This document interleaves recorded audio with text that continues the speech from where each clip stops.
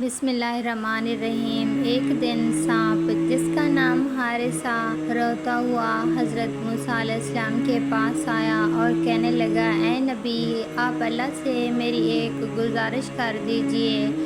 آپ اللہ سے دعا کیجئے کہ جب تک میں آخری نبی سے معافی نہ مانگ لوں اور جب تک میں ملاقات نہ کر لوں میری زندگی بڑھا دیجئے۔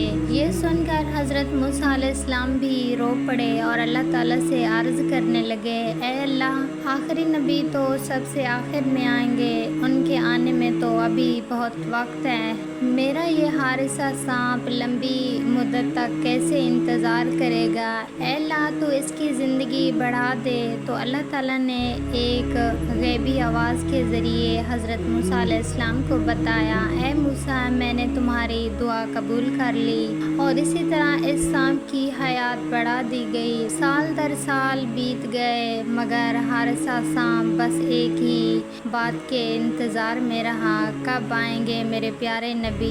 آخر کار وہ وقت بھی آ گیا جب نبی کریم صلی اللہ علیہ وآلہ وسلم اس دنیا میں تشریف لائے۔ سانپ نے اپنے سینے کے بال رینگتے ہوئے مکہ کی طرف سفر شروع کر دیا۔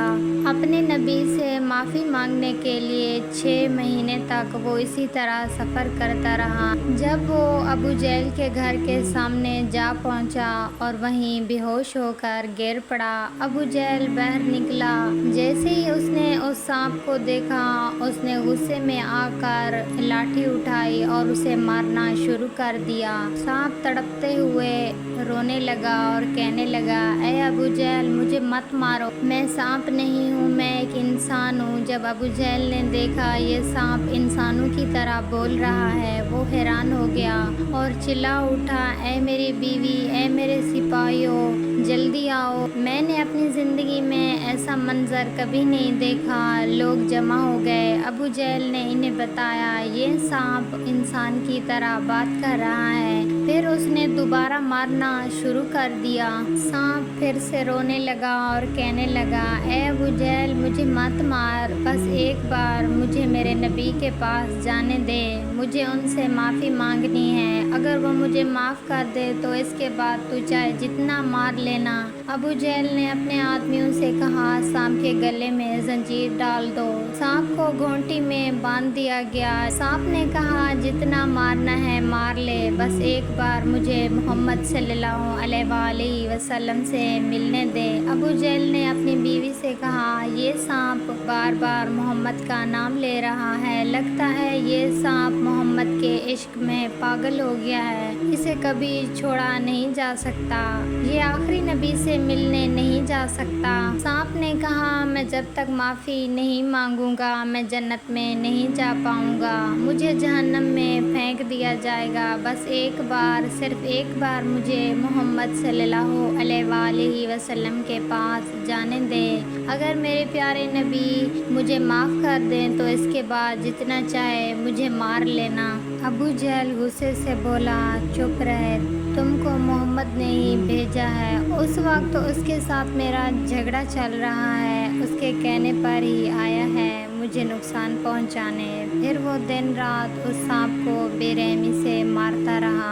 سانپ تڑپتے ہوئے بول اٹھا، ابو جہل، اب مجھے سمجھ میں آ گیا ہے کہ مجھے یہ سزا کیوں مل رہی ہے۔ میں آخری نبی سے ملنے کے لیے جا رہا ہوں اور تو ان کے نام سے جل رہا ہے۔ ابو جہل، میں تجھ سے وعدہ کرتا ہوں تو جتنا چاہے مجھے مار، اگر میں ان کے پاس جا کر ان کے قدموں میں سر رکھ کر ان کا بوسہ نہ لے پایا تو میری روح تڑپتی رہے گی، اگر مجھے معاف کر دے تو الحمدللہ، میں وعدہ کرتا ہوں پھر میں تمہارے پاس آؤں گا، تو جو چاہے مجھے سزا دے دینا، میں بس صرف معافی مانگنا چاہتا ہوں، پھر وعدہ کرتا ہوں واپس تیرے پاس لوٹ آؤں گا۔ پھر ابو جہل نے کوئی رحم نہ دکھایا، اس نے اپنا سر زمین پر رکھ دیا اور آنسو بہاتے ہوئے اللہ سے دعا کرنے لگا، یا اللہ، اب مجھے یقین ہو گیا ہے یہ بے ایمان ابو جہل مجھے نہیں چھوڑے گا، اگر میں آخری نبی سے ملنے نہیں جا سکا تو میری زندگی برباد ہو جائے گی، یا اللہ مجھے اس نبی کے پاس بھیج دو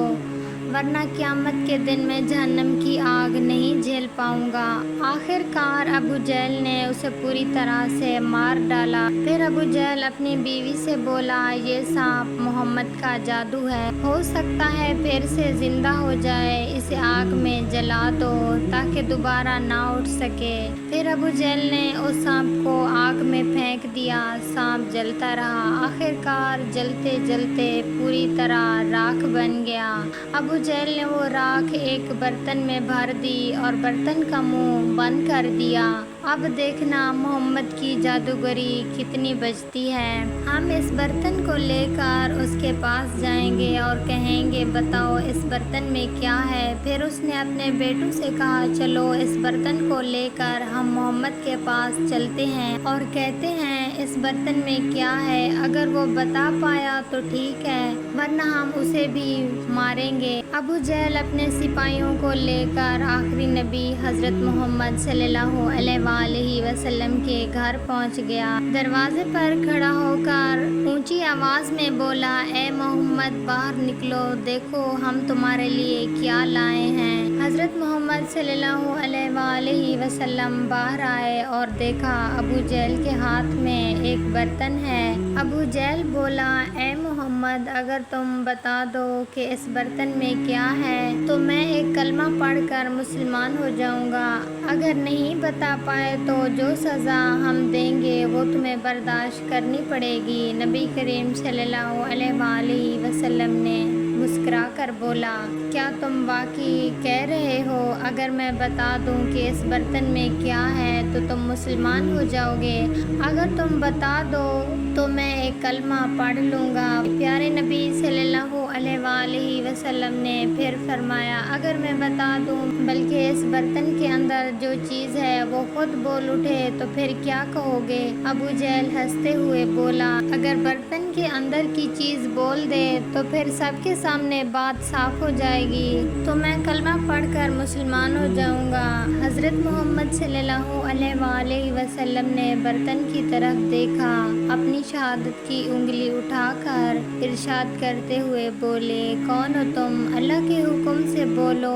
اس وقت اللہ نے حضرت جبرائیل علیہ السلام کو حکم دیا، حضرت جبرائیل علیہ السلام دیکھو میرے نبی نے برتن کی طرف اشارہ کیا ہے، اب اسی اشارے کے ساتھ تم اس سانپ کو پھر سے زندہ کر دو جیسے ہی حکم ملا۔ حضرت جبرائیل علیہ السلام نے برتن کے اندر پڑی راکھ سے سانپ کو پھر سے زندہ کر دیا۔ اب نبی کریم صلی اللہ علیہ وآلہ وسلم نے پھر ارشاد کیا اور کہا، کون ہو تم؟ اللہ کے حکم سے بولو۔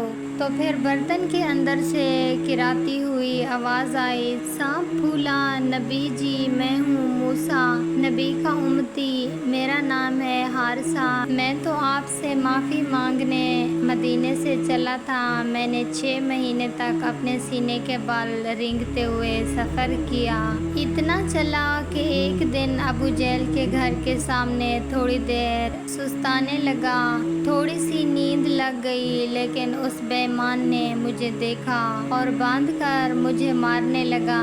میں نے بہت سمجھایا مجھے صرف اپنے نبی سے ملنے دو، لیکن اس نے میری ایک ہی نہ سنی، دن رات پیٹا، پھر جلا دیا اور میری راکھ کو اس برتن میں بند کر دیا۔